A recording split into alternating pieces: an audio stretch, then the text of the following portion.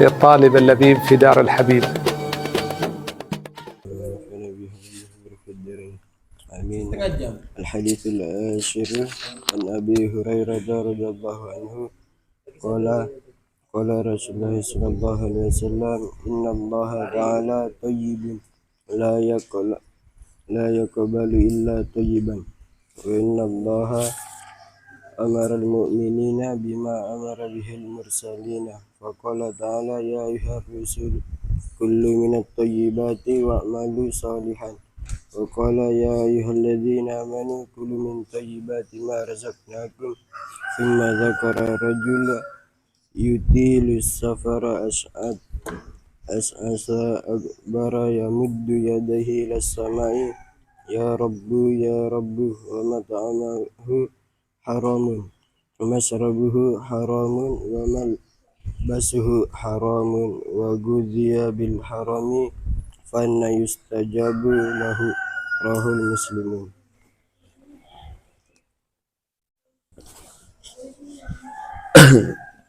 Assalamualaikum warahmatullahi ta'ala wabarakatuh.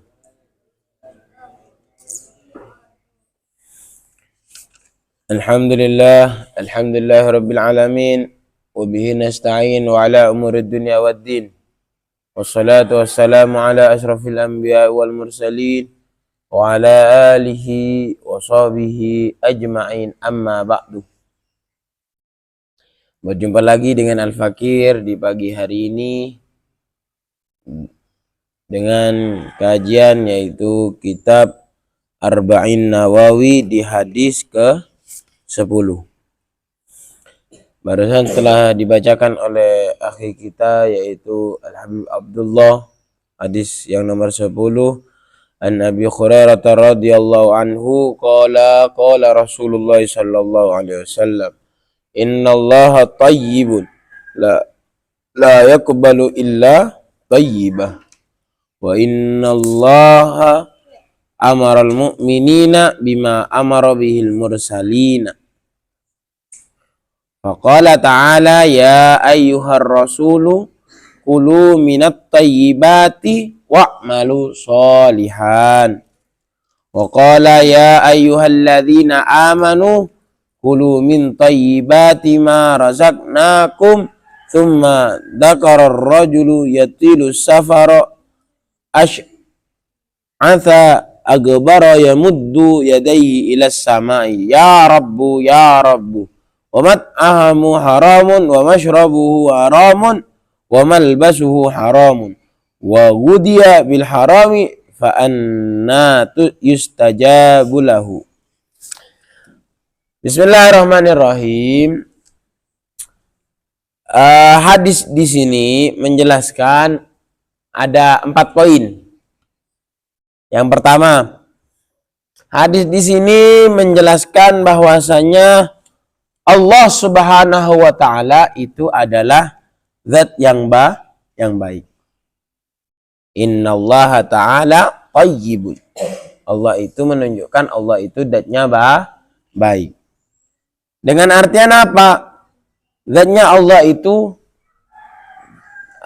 bukanlah zat yang yang kesasar atau zat yang keliru, tidak. Zat Allah itu sangat baik. Makanya tersimpulkan di dalam Asmaul Husna. Itu zatnya Allah Subhanahu wa taala. Menghidupkan, mematikan, memberi rizki. Allah Maha Lembut, ya Latif, semuanya. Itu yang ada di Asmaul Husna. Jadi zatnya Allah itu sangatlah baik. Itu yang pertama. Poin yang kedua, Allah Subhanahu wa taala memerintahkan kita untuk memakan sesuatu yang baik. Hadis yang nomor 2 ini menunjukkan makanlah sesuatu yang baik. Karena sesuatu yang baik itu pasti menyehatkan. Sesuatu yang baik pasti menyehatkan. Terus yang nomor 3 yaitu hadis ini menjelaskan tentang beberapa adab dan sebab dikabulnya doa. Menjelaskan beberapa adab berdoa kepada Allah dan juga sebab-sebabnya bisa dikabulkan doanya. Hadis yang menunjukkan pengertian yang nomor 3. Dan yang nomor 4 yaitu penyebab ditolaknya doa.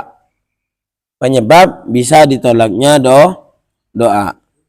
Doa itu bisa ditolak oleh Allah, ada sebab penyebabnya.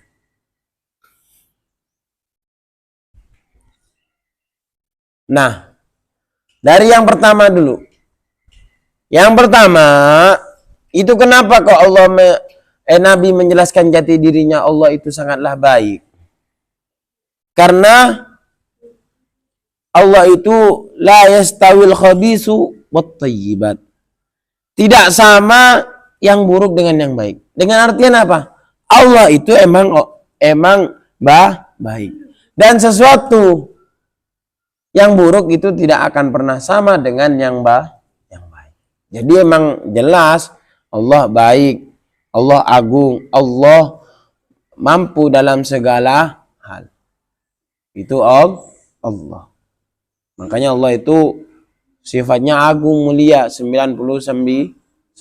Tapi kalau kita mau memakai namanya Allah, usahakan ditambahkan abdun. Abdun contohnya apa? Namanya Rahman, Abdur Rahman. Gak boleh Rahman, gak boleh. Harus ada abdunnya. Paham? Kalau menggunakan asmaul husna. Terus yang kedua juga layak kebalu. Di situ kan Allah Maha Baik dan Allah tidak akan menerima kecuali sesuatu yang baik. Jadi Allah itu baik, maka Allah gak akan menerima sesuatu kecuali itu baik. Kalau itu baik, pasti sama Allah diterima. Contohnya, sholat kita sudah benar, sudah sesuai dengan syariat, baik dengan secara rukun-rukunnya, sesuai dengan ajaran Nabi Muhammad, maka pasti Allah akan menerima sholat tersebut. Itu kalau diumpamakan sholat. Terus ketika sholat, maka usahakan benar-benar dengan perilaku yang sesuai dengan syariat. Kalau sholat. Kalau tentang masalah bersuci, sesuai dengan suci. Kalau tentang masalah haji, sesuai dengan tata caranya haji. Kalau zakat, sesuai dengan tata caranya zakat.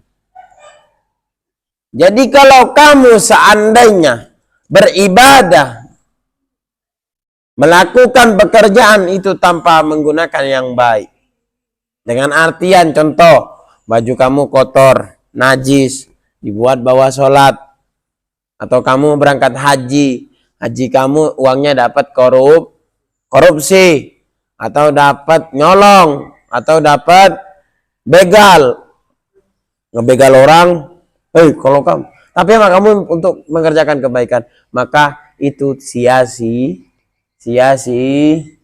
artinya tidak diterima. Karena apa? Karena itu perkaranya tidak baik. Walaupun haji itu baik, tapi kalau menggunakan sesuatu yang nggak baik, ujung-ujungnya juga nggak bisa artinya ditolak oleh Allah Subhanahu wa ta'ala. Ayo duduk. Terus di sini Allah memerintahkan kepada kita untuk melakukan sesuatu yang dilakukan oleh Rasulullah. Dengan artian apa? Allah itu menyuruh kita untuk melakukan seperti lainnya Rasulullah. Apa Rasulullah? Rasulullah sholat, Rasulullah puasa, Rasulullah berdagang. Ya itu mengikuti Rasulullah. Karena Rasulullah adalah uswatun hasanah, suri tauladan yang baik. Itu Rasulullah. Jadi sama Allah diperintah suruh ngikutin siapa? Rasulullah. Jangan sampai kalau kita mengikuti setan atau jin atau orang-orang yang menjauhi Allah dan menjauhi ajaran Rasulullah. Jangan sampai kita mengikuti. Kalau mau kita contoh, itu sama Allah sudah diperintahkan suruh mencontoh Nabi Muhammad. Meneladani sifat Nabi Muhammad gak mungkin bisa disebutkan semuanya. Susah. Banyak saking istimewanya Rasulullah. Rasulullah orangnya lemah lembut. Rasulullah orangnya kasih sayang. Rasulullah bahkan disebutkan wa innaka la'ala khuluqin azim. Rasulullah saking mulianya menggunakan lafaz khuluqin azim. Akhlaknya sangat baik. Sangat agung. Kok bisa? Apa perbedaannya orang itu mempunyai khuluk dan akhlak? Beda. Kalau khuluk itu lebih identik dia bisa memaafkan tanpa diminta maaf. Itu khuluk. Dia berbuat baik tanpa harus dibaiki. Itu khuluk. Dia tidak membalas sesuatu tersebut walaupun itu menyakit. Itu khuluk. Beda dengan akhlak. Kalau akhlak itu kan sama imbang. Contohnya, Ustadz Muslim ngasih anak uang 5.000. Anak ngasih uang ke Ustadz Muslim 5.000. Sama-sama nggak? Maka ini cuma akhlak adabiyah. Cara berteman atau cara berkawan. Tapi kalau khuluk tidak. Orang benci ke kita, kita tetap baik ke mereka. Orang kesel ke kita, kita tetap baik ke mereka. Nah, itu yang susah. Makanya Rasulullah dikatakan wa innaka la'ala khuluqin azim. Paham? Beda sama kita. Kalau orang itu baik, kita baik. Kebanyakannya pasti kalau orang itu buruk ke kita, pasti kita juga buruk ke mereka. Itu. Bedanya manusia dan Rasulullah. Semoga kita bisa sama dengan Rasulullah. Di dalam akhlaknya, suri tauladannya, baik semuanya kita bisa meniru Rasulullah Sallallahu Alaihi Wasallam. Terus, apalagi di dalam Al-Quran disebutkan ya ayyuhar rasulu kulu minat tayyibati wa'malus shalihan. Ayat ini mengidentikan bahwasanya kita disuruh makan makanan yang baik. Karena yang baik, yang halal itu sudah tentu menjadi penahan tubuh atau daya tubuh. Kalau kita makan baik, makan yang sudah disesuaikan dengan syariat. Contohnya kalau sapi dipotong dulu, setelah dipotong ya bagaimana caranya mensucikannya, cara membersihkannya itu sesuai, maka insya Allah tidak ada penyakit. Tapi kalau kita bangkai kita makan, nggak lama itu, nggak lama pasti memiliki penyakit. Atau memakan babi, atau memakan yang sesuatu yang sudah diharamkan, maka tidak akan lama dia memiliki penyakit.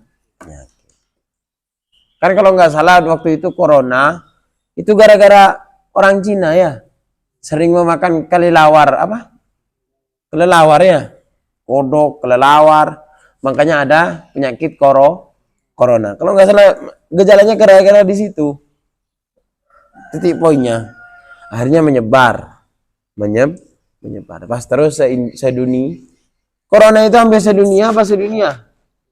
Udah dapat satu dunia. Enggak ada yang nggak dapat kayaknya. Ada yang nggak percaya corona. Hah? Tero. Nah, pokoknya satu dunia itu. Satu dunia Karena apa? Karena memakan sesuatu yang sudah tidak dianjurkan Rasulullah. Paham nak? Jadi makan itu makan yang baik, yang halal, yang barokah, yang tidak dapat hasil haram. Karena apa? Kalau orang itu makan yang halal, maka ada beberapa pendapat bahwasanya itu akan menyebabkan kita semangat ibadah. Dengan artian tidak akan lemah kita beribadah, pertama. Yang kedua, kita tidak akan merasakan ngantuk. Iya.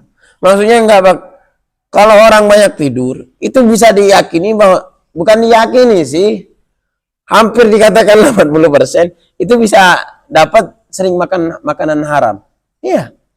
Contohnya, orang dikit-dikit ngantuk, kalau ibadah ngantuk, bisa diyakinin. Loh, ini kalau nggak salah Ustaz dapat di kitab tasawuf penjelasan itu, bisa diyakini orang itu sering makan makanan haram, lemah ibadah. Paham?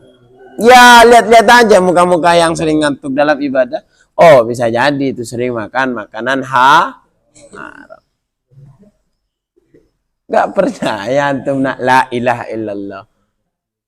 Coba antum makan halal mulu gitu. Insyaallah. Karena sudah membekas dan sesuatu yang haram masuk ke mulut kita, itu akan menjadi daging. Bayangkan antum, orang tua antum dari lahir berusaha untuk antum tidak memakan yang haram. Pas nyampe ke pondok kamu makan haram. Sudah besar kamu pas memakan sesuatu yang diharamkan atau mendapatkan hasil curian. Benar. Orang tuamu pasti nggak mau nak. Kenapa? Kalau orang tua itu pengen anaknya soleh, maka dia dihindarkan dari perkara jangankan perkara haram. Siapa ya yang dulu yang disusui oleh orang? Ada itu ceritanya ulama. Ulama itu disusuin oleh orang perempuan. Jadi ada ulama waktu itu kecil nangis, ibunya ke pasar. Akhirnya apa? Akhirnya anak ini tetangganya mendengar, merasa kasihan. Akhirnya apa? Anak ini disusuin dan waktu disusuin pas kelihatan ibunya baru pulang dari pasar, kalau nggak dari pasar dari kerjaannya gitu. Akhirnya apa? Anaknya diambil, dicekok. Diginiin. Biar apa? Biar susunya keluar. Karena apa? Hal pertama yang bisa menjadikan anak itu menjadi orang soleh, itu satu, jangan sampai di tubuh anak itu mendapatkan makanan haram. Bahkan ada cerita bapak yang sering berjudi, tapi anak menjadi orang soleh. Karena apa? Bapaknya itu yang berjudi memakan perkara haramnya, tapi sesuatu yang halal diberikan ke anaknya. Paham? Jadi jangan sampai antum menghilangkan daging yang halal di dalam diri antum gara-gara antum kepepet. Jangan sampai. Bahaya. Terus kecanduan. Oh enak nih, dapat gratisan. Gratisan gigi lu peyang. Gak ada gratisan kayak gitu nak. Itu haram. Kalau haram, oh hati-hati. Malas ibadah. Sering ngantuk dalam ibadah. Terus apa lagi? Ada lagi. Jadi kalau antum lihat-lihat muka-muka yang sering ngantuk, waktu ibadah ngantuk, males, gak semangat. Oh, hati harus dicurigai kalau kamu takut sering makan haram.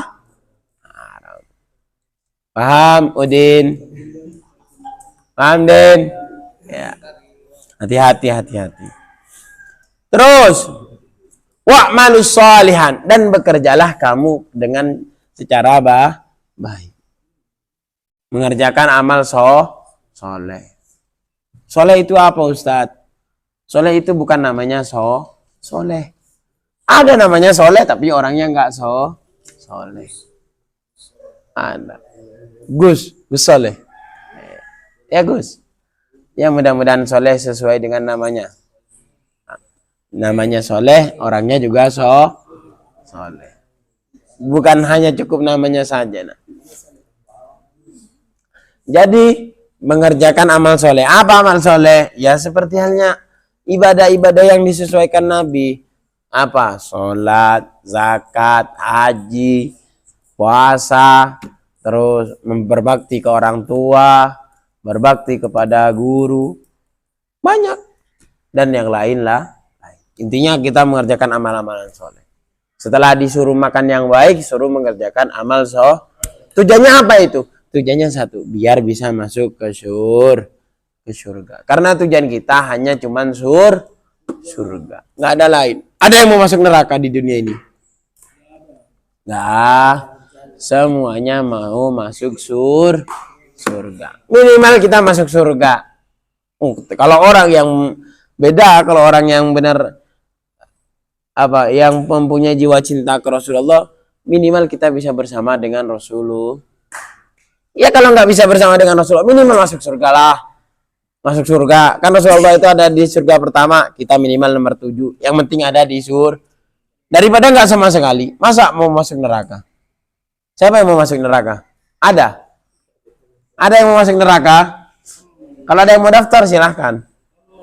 Amang, masuk surga apa neraka Amang? Paham nak? Jauhin maksiat. Terus apa lagi? Di sini juga menjelaskan tentang masalah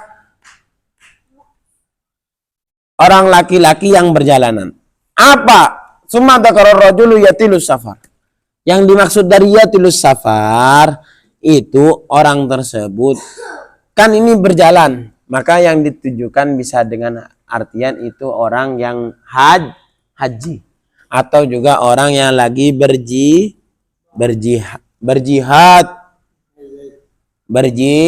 atau orang yang mendatangkan familinya untuk melakukan silaturahim. Itu dikatakan yatilus safar. Ya, dia melakukan perjalanan itu untuk haji, apalagi bisa silaturahim, menuntut ilmu, banyak. Intinya perjalanan. Paham? Asy'ara agbaro, kusut dan mukanya kusut dan berdebu. Rambutnya kusut. Dengan artian ketika kita berjalan, orang dulu kalau orang perjalanan pasti orangnya rambutnya kusut. Karena orang dulu perjalanan itu kayak di padang pasir. Kalau di Mekah itu, atau di Indonesia sama, kan banyak orang yang berkelana jalan kaki itu rambutnya sampai gini, apa itu namanya? Kriwul tuh. Itu juga. Jadi kalau nggak lama udah nggak sampuan Udin, lama nggak sampuan antum, itu rambutnya insya Allah kusut antum. Insya Allah sering mandi Udin? Nggak pernah mandi? La ilaha illallah. Enggak. Tapi kok ganteng Udin? Rajab sering mandi Rajab? Ya. Masya Allah, maka Pak Rajab. Terus yamuddu yadaihi ila sama, ya Rabbu, dan seraya dia mengangkat tangan berdoa kepada Allah menggunakan ya Rabbu ya Rabb. Berdoa itu ada caranya nak. Berdoa itu kapan ketika harus mengangkat kedua tangan? Pertama harus mengangkat kedua tangan gini. Kan biasanya ada ulama mengangkat tangan gini. Itu kapan? Ketika menjelang peperangan. Maka orang ketika berdoa begini. Agar supaya diberikan banyak. Ya Allah, menangkanlah kita dalam berperangan ini. pasti doanya agak dibuka. Ada bianya. Ya. Terus ketika kapan lagi? Ketika mau minta hujan, salat istisqa. Itu juga tangannya di atas kan. Menandah apa ya? Bahasanya kita itu meminta benar-benar gitu, dibuka. Terus ketika kapan lagi? Terus mengangkat tangan dalam berbagai kesempatan doa. Ini tidak masuk. Karena doa itu ada begini, ada yang begini, ada yang begini, berbagai macam versi. Tapi kalau guru ana Al-Fakir itu berdoa gini, Lora Muhammad. Itu gini. Kalau Abu ya gini. Gak apa-apa. Salah Ustadz? Gak sah. Gak salah. Bebas. Intinya mengangkat tangan kepada Allah. Nah, ketika kita mengangkat tangan kepada Allah, itu Allah gak bakalan menyia-nyia. Ud'uni astajib. Berdoalah kamu kepadaku, maka aku akan menggabul. Sekarang, gimana Ustadz? Kita sudah berdoa tapi nggak dikabulin. Contohnya, ya Allah mudah-mudahan saya mendapatkan istri yang solehah. Contoh, ya Allah mudah-mudahan saya mendapatkan rezeki yang banyak. Ya Allah mudah-mudahan semua masalah dihilangkan. Contoh. Tapi di situ nggak dikabulkan doa. Jangan khawatir, karena doa itu akan bisa tetap diterima, tapi ada caranya dan ada prosesnya. Kalau nggak dibalas di dunia, nanti bisa dibalas di akhir. Atau nggak dikasih tempo. Tempo itu apa? Masa. Kalau nggak dikasih tempo, dikasih namanya yaitu apa? Sebaliknya. Contohnya, ya Allah berilah saya jadi orang kaya. Maka Allah nggak ngasih kaya ke kamu, itu kenapa? Bisa jadi Allah, kalau kamu dikasih kaya, kamu nggak bakalan semangat ibadah. Atau kalau kamu dikasih kekayaan itu, kamu bakalan tidak mengingat Allah. Maka Allah diberikan sebaliknya, yaitu dirubah menjadi diberikan kesehatan. Jadi apa yang kamu minta belum tentu harus itu yang harus didapat. Tidak. Karena dibalik itu takut. Oh ya Allah mudah-mudahan. Ya Allah berikanlah saya ilmu. Allah kenapa kok nggak ngasih ilmu ke kamu? Satu, takut kamu nanti sombong kalau jadi ulama. Makanya Allah nggak ngasih semua ilmu. Apakah salah? Tidak salah.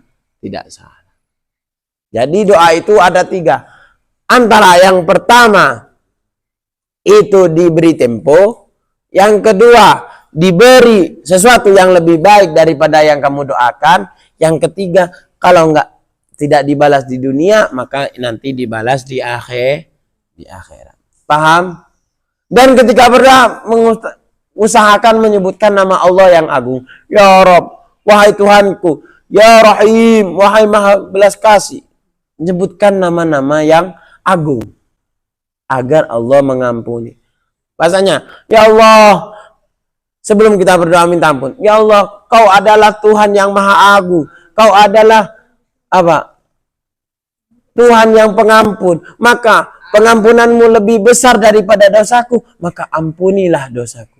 Dengan pelantaran kita memuji kepada Allah, mengagungkan Allah terlebih dahulu, insya Allah doa kita diterima. Paham? Paham nak? Terus, wa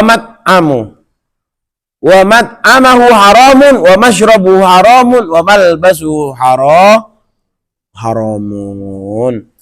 Dan janganlah kamu memakan sesuatu yang haram. Baik makananmu, baik pakaianmu, baik apa tadi? Minumanmu. Paham? Nah, haram itu ada berapa? Haram itu ada dua. Ada haram fi dzatihi, ada haram li ghairihi. Ada haram emang karena kejadiannya haram. Ada haram emang karena pelantaraannya itu haram. Kalau yang haram karena zatnya, contohnya kamu babi, makan babi. Itu emang fidzatihinya sudah haram. Atau kamu tashrabul khamr, meminum khamr, itu juga haram fidzati. Emang aslinya khamr itu juga haram. Atau enggak kamu memakan bangkai, itu juga haram. Paham? Bangkai itu artinya dia disembelih tanpa sesuai dengan syariat. Itu fidzatihi. Tapi kalau haram li ghairihi, itu seperti halnya kamu mencuri, itu korupsi, ngambil uang itu haram apa halal? Uang itu halal, tapi haramnya karena kamu mencuri. Kamu makan buah mangga itu halal apa haram? Halal. Haramnya kenapa? Karena kamu mencuri. Paham? Apa lagi? Kamu minum ale-ale, contohnya di Lisman. Ale-ale itu halal apa haram? Halal. Tapi haram bisa menjadi haram karena apa? Jadi haram itu ada haram fi dzatihi, ada haram li ghairi. Yang fi dzatihi itu emang sudah diharamkan oleh Allah, seperti halnya babi, khamr, atau bangkai.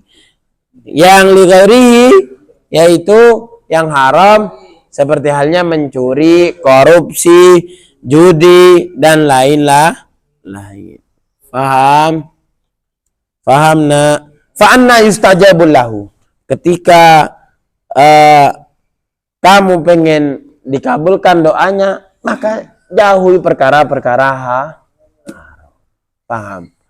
Jadi intisarinya dalam hari ini itu, kalau kamu pengen mendapatkan apa yang kamu pinta, pengen diterima apa yang kamu pinta, satu kuncinya apa? Yaitu jangan sampai di tubuh kamu sedikit pun ada sesuatu yang haram. Kalau kamu memaksa memakan yang haram, emang sudah ada dan itu sudah, maka kamu dengan satu cara, yaitu pertama bertaubatan nasuha, yang kedua ketika itu hakul adami, kamu meminta maaf kepada orang. Minta maaf kepada orangnya. Karena enggak pasti orang makan haram, makan sesuatu yang haram, dapat hasil curian, itu bisa dijamin salatnya enggak diterima. Oh, kalau salatnya enggak diterima, jangan harap kamu mengerjakan amal ibadah. Jangan sampai baju putih itu ada tinta sedikit. Gimana kalau baju putih ada tintanya sedikit? Jelek kelihatannya. Kayak bajunya anak-anak itu kecil-kecilnya, itu kayak udah ada kuning-kuningnya. Itu kalau udah sampai ada kayak gitunya, itu dilihat jelek. Nah, hati pun gitu. Jangan sampai orang tuamu yang bersusah payah untuk memasukkan barang yang halal kepadamu, tapi setelah udah besar kamu menyia-nyiakan itu semua, kamu manfaatkan untuk mengerjakan perkara haram. Na'udzubillah. Semoga kita menjadi orang yang terjaga dari perkara haram dan bisa mengikuti lelampahnya Rasulullah Sallallahu Alaihi Wasallam dan bisa mengerjakan pekerjaan amal saleh. Amin amin ya rabbal alamin. Akhiran dari Ustadz, kurang lebihnya mohon maaf. Assalamualaikum warahmatullahi taala wabarakatuh.